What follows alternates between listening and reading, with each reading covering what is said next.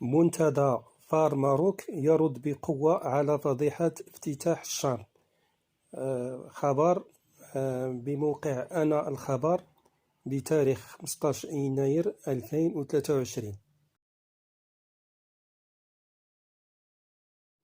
منتدى فارماروك يرد بقوة على فضيحة افتتاح الشام.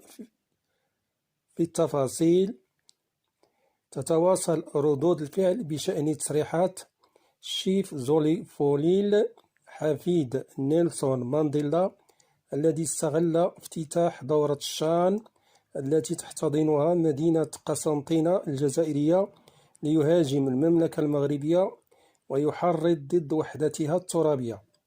وقال حفيد نيلسون مانديلا في كلمته بمناسبة افتتاح كأس إفريقيا للاعبين المحليين الشان بين قوسين الجمعة: دعونا نتذكر أن نيلسون مانديلا بين قوسين قال إن حريتنا ستبقى ناقصة ما لم تتحرر فلسطين، لهذا نقف معا لتحرير فلسطين.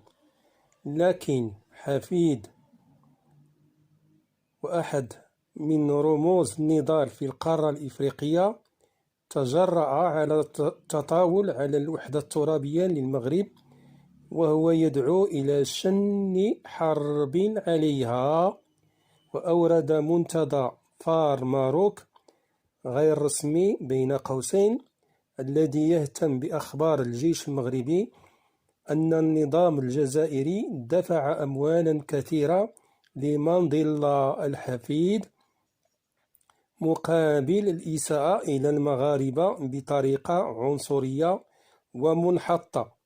وتابع فارماروك أن العالم رأى من يكون النظام الإرهابي رمز عدم الاستقرار ومنبع الإرهاب في المنطقة وزارعه في الساحل والصحراء.